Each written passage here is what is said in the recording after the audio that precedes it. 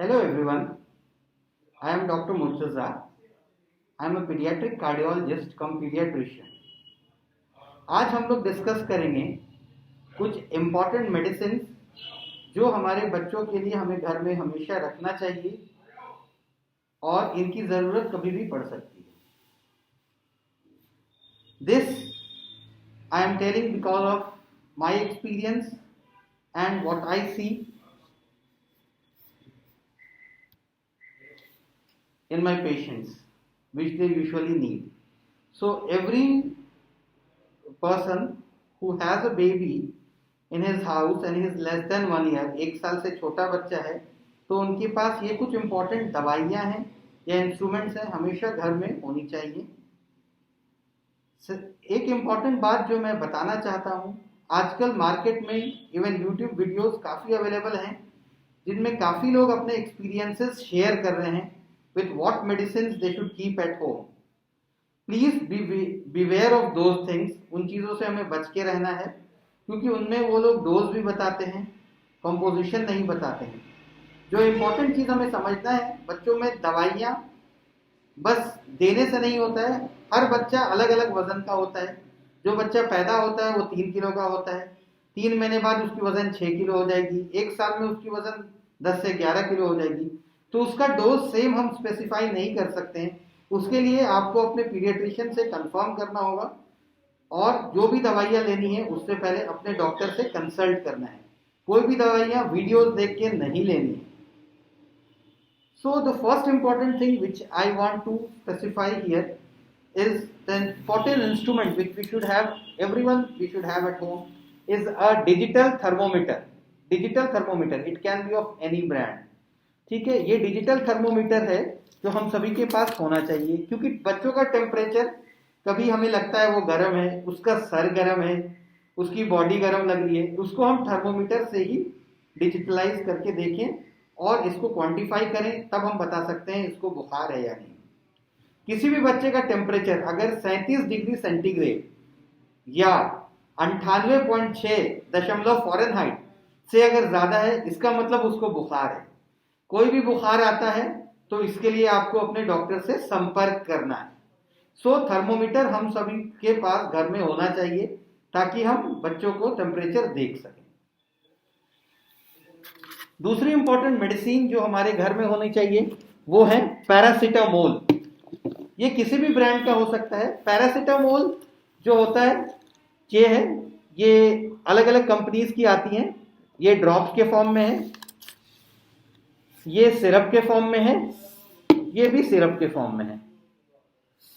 सो अभी आपने देखा कि हमने पैरासीटामोल दिखाई 3 और तीनों में अलग अलग कंपोजिशन है. कंपोजिशन बोलने का मेरा मतलब है कि कितने ml में कितना mg होता है. किसी भी बच्चे का जो दवा का हम डोज देते हैं वो उसके वजन के हिसाब से मिलीग्राम में देते हैं. सो पैरासीटामोल का डोज जो हम देते हैं वो 15 मिलीग्राम प्रति केजी के हिसाब से देते हैं. अब हमें ये इंपॉर्टेंट है कि पैरासीटामोल जो हम ले रहे हैं मार्केट से वो किस फॉर्म का ले रहे हैं. मैंने तीनों फॉर्म ऑफ पैरासीटामोल अभी आपको दिखाए. तीनों एक ही कंपनी के हैं मगर अलग अलग कंपोजिशन है. अब हम जस्ट पैरासीटामोल अगर ml में लिख दें और तीनों में अलग अलग कंपोजिशन है तो उसमें लेने में प्रॉब्लम होगी क्योंकि डोज हो सकता है इससे कम या ज्यादा जाना जाए.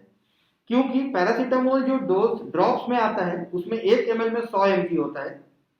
पैरासीटामोल सिरप जो आता है उसमें 1 ml में 120 mg वाला भी आता है जो मैंने ये दिखाया 120 mg वाला, और सिरप 5 ml में 120 और सिरप 5 ml में 250 भी आता है. सो अब कौन सा मेडिसिन बच्चे को दे रहे हैं ये बहुत इंपॉर्टेंट है, कौन सा paracetamol.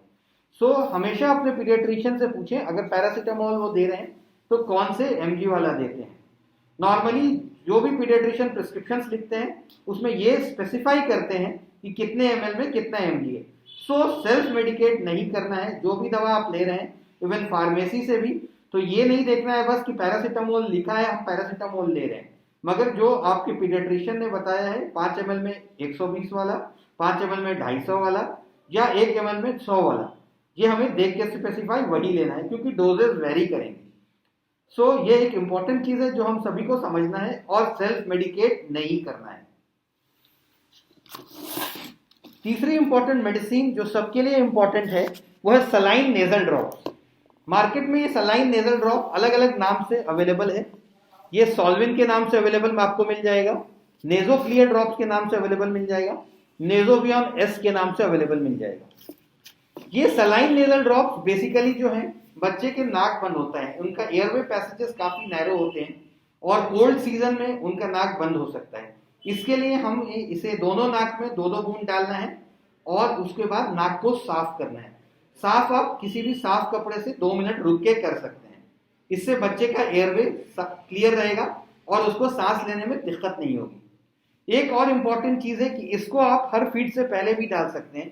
So the number of time, जितनी बार इसको देना है, इसका कोई डोज नहीं है कि आप बार बार दे सकते हैं। इसको कोई नंबर ऑफ टाइम स्पेसिफाइड नहीं है। सो आप इसको 10 बार भी दे सकते हैं दिन में, 5 बार भी दे सकते हैं, जब जरूरत पड़ा तब भी दे सकते हैं। इसका कोई साइड इफेक्ट नहीं है। चौथी इंपॉर्टेंट ड्रग जो हमें जानना चाहिए, जो हमारे पास होना चाहिए, वो है विटामिन D3। विटामिन D3 भी मार्केट में अलग अलग ब्रांड्स में अवेलेबल है और ये मार्केट में ये एक्चुअली सभी बच्चों के लिए अभी वर्ल्ड हेल्थ ऑर्गेनाइजेशन, जिसको हम WHO बोलते हैं, सभी बच्चों के लिए स्पेसिफाइड है कि जन्म से लेके 1 साल की उम्र तक उसको 400 IU में देना है। 400 IU ये मार्केट में या तो 1 ml में आ सकता है या 0.5 ml में आ सकता है। सो इसमें भी आपको ध्यान देना है कि जो भी दवा ले रहे हैं उसमें देखना है आपको कितने ml में कितना mg है। ये एक इंपॉर्टेंट चीज है और ये बच्चों के सभी मेडिसिन के बारे में आपको ध्यान देना है कि जब भी कोई मेडिसिन लें कितने ml में कितना mg है वही लेना है दवा के दुकान से, और इसको कंफर्म करना है कि आपके पीडियाट्रिशियन ने जो लिखा है वही वाला लेना है, क्योंकि पैरासीटामोल जैसे आपने देखा तीनों नाम से आता है।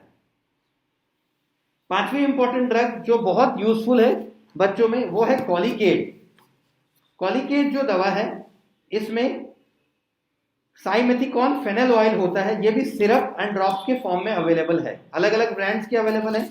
ये मेनली बच्चों के जो पेट में दर्द होता है, कॉलिकी पेन, उनके लिए यूज होता है, उसमें ये यूज होता है और ये भी एक हैंडी मेडिसिन है। छठी इंपॉर्टेंट चीज जो हमें देना है वो रखना है अपने पास हमेशा, वो ORS है, ओरल रिहाइड्रेशन सॉल्यूशन। ये भी मार्केट में अलग अलग ब्रांड्स के अवेलेबल है। आपको देने से पहले ये इंपॉर्टेंट चीज ध्यान रखना है कि आप ORS ले रहे हैं।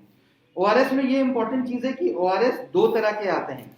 एक आता है 1 लीटर पानी में डालने वाला, जो कि नॉर्मली जो उसका अमाउंट होता है वो 21.8 ग्राम का होता है। आजकल मार्केट में ORS वैसे भी अवेलेबल है जो छोटे छोटे पाउचेस में होते हैं और उनको 200 ml वाटर में मिलाना होता है। सो आपको देखना है कि आपको फार्मासिस्ट जो दवा के दुकान वाला है कौन सा ORS दे रहा है। अगर वो छोटा वाला पाउचेस दे रहा है जो कि नॉर्मली 4 ग्राम का होता है तो उसको आपको 200 ml पानी में मिलाना है, जो कि समझिए 1 गिलास से थोड़ा कम पानी होता है। या आपको बड़ा वाला दे रहा है जो मैंने लिखा है वो 1 लीटर पानी में मिलाना है। ORS लेने के टाइम ये इंपॉर्टेंट है कि अगर आप 1 लीटर वाला ले रहे हैं तो इसको पूरे 1 लीटर को एक पैकेट में मिलाएं और उसको आप 24 घंटे तक स्टोर कर सकते हैं, क्योंकि छोटे बच्चे इतना ज्यादा ORS 24 घंटे तक चला सकते हैं। एक और इंपॉर्टेंट चीज है कि ORS नॉर्मली जब बच्चा डिहाइड्रेटेड होता है, डायरिया होता है, उसमें देते हैं, मगर 6 महीने से नीचे बच्चों में रिकमेंडेड ये है कि उसको बार बार माँ का ही दूध दिया जाए और ORS रिकमेंडेड उस एज ग्रुप में नहीं है। 6 महीने से लेके 1 साल की उम्र में जो बच्चा डिहाइड्रेटेड होगा या उससे बड़े बच्चे, उनमें ORS रिकमेंडेड होता है। इस ORS को आप घर में भी बना सकते हैं। 1 लीटर पानी लेके उसमें 8 चम्मच चीनी और 1 चम्मच शुगर सॉल्ट मिला के भी बना सकते हैं।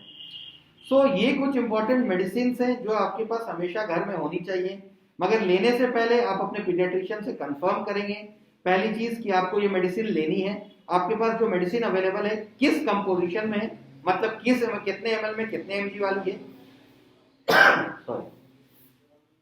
और दूसरी चीज जो इंपॉर्टेंट है, ये मेडिसिन जब खोली जाती है तो कितने दिन पुरानी खुली हुई है, ये भी इंपॉर्टेंट है। नॉर्मली हम पुरानी मेडिसिन को यूज नहीं करते और जो रिकॉन्स्टिट्यूटेड मेडिसिन है, जैसे जिसमें पाउडर फॉर्म में होता है, हम पानी मिला के करते हैं, उनको नॉर्मली हम 1 महीने से ज्यादा यूज नहीं करना चाहिए। So before taking any medicine you have to consult your paediatrician. अपने बच्चों के डॉक्टर से मिलना है, उनसे डिस्कस करना है, जो वो मेडिसिन बताएं उनको ही लेना है और अपने मेडिसिन की कंपोजिशन पे ध्यान देना है कि क्या मेडिसिन दिया जा रहा है, क्योंकि बच्चों में मेडिसिन का कंपोजिशन बहुत इंपॉर्टेंट है। We will be coming very soon with other videos on medications in children. हम और भी वीडियोज ऐसे बहुत जल्दी बनाएंगे जिसमें बच्चों के और मेडिसिन के बारे में हम डिस्कस करेंगे। Till then, good bye.